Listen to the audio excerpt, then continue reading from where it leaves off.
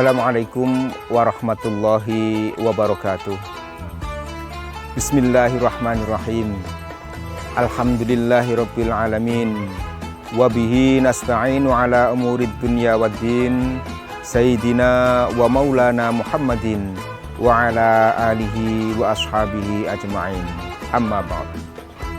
Qala Allah Ta'ala fil Qur'anil Karim. A'udzu billahi minasyaitonir rajim. Syahrul Ramadan alladzi unzila fil Qur'an hudal linnasi wa bayyinatin minal huda wal furqan.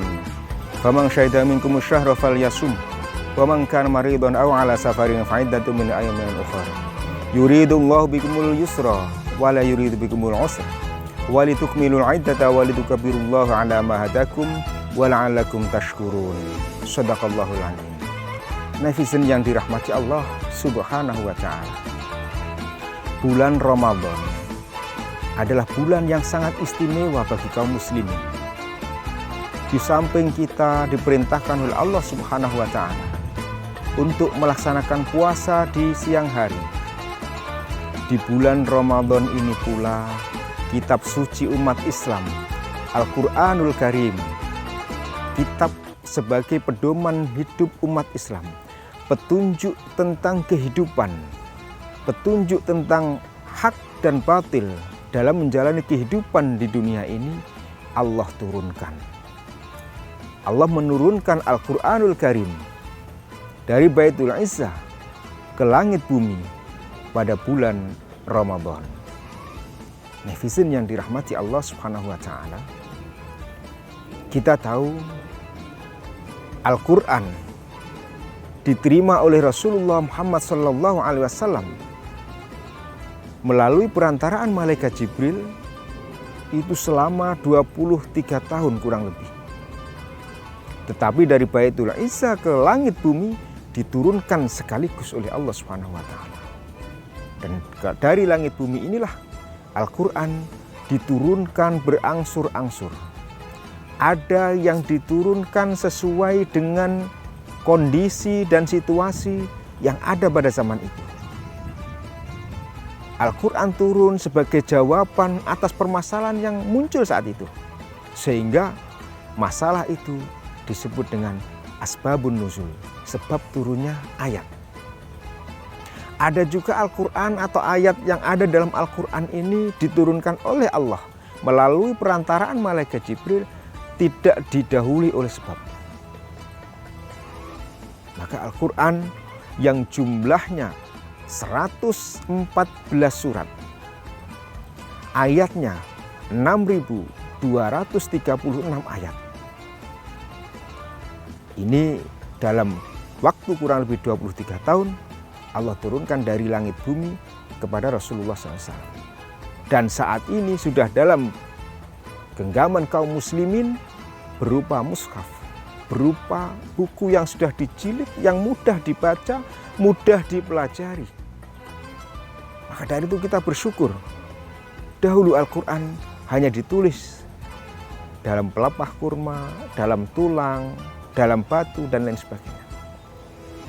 Tapi Al-Qur'an saat ini sudah kita terima dengan kondisi dalam bentuk mushaf. Banyak yang sudah diterjemah, bahkan tafsirnya pun sudah sangat banyak.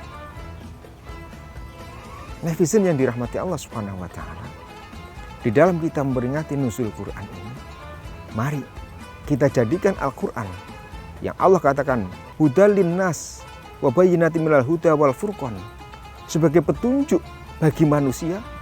Mari kita pelajari apa yang Allah tunjukkan di dalam Al-Qur'an supaya hidup kita selamat baik di dunia maupun di akhirat kelak. Kita laksanakan. Kita berusaha sekuat tenaga, semaksimal mungkin dalam kehidupan kita ini mengikuti petunjuk yang ada di dalam Al-Qur'anul Karim sebagai kitab suci kita, sebagai pedoman hidup kita, sebagai pemandu kehidupan kita. Dan apa yang telah dilarang di dalam Al-Qur'an, apa yang tidak diperbolehkan oleh Allah, maka kita jauhi dan kita tinggalkan. Netizen yang dirahmati Allah Subhanahu wa taala, Al-Qur'an jumlah ayatnya 6.000 itu disepakati ulama. Selebihnya ada yang mengatakan 236, ada yang mengatakan 219, ada yang mengatakan 225 dan lain sebagainya. Terjadi perselisihan kelebihan dari 6.000. Sebagaimana diterangkan di dalam kitab Al-Bayan. Netizen yang dirahmati Allah. Saat ini kita tidak membahas tentang jumlah ayat, jumlah surat, tetapi bagaimana dengan turunnya Al-Quran ini hidup kita menjadi selamat. Dengan turunnya Al-Quran ini kita bisa mengikuti dan menjalani apa yang diperintahkan Al-Quran dalam kehidupan kita di dunia. Netizen yang dirahmati Allah Subhanahu wa Ta'ala. Karena Al-Quran dengan jelas sebagaimana kami kutip dalam muqaddimah tadi, surat Al-Baqarah ayat 18.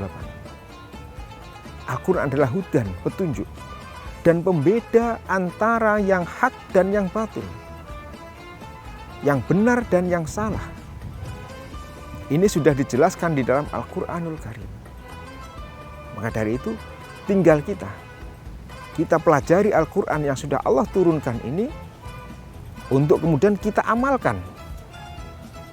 Memperingati nuzulul Quran bukan sekedar sebagai seremonial, tetapi memperingati nuzulul Quran berarti kita mendalami Al-Quran, mengkaji Al-Quran,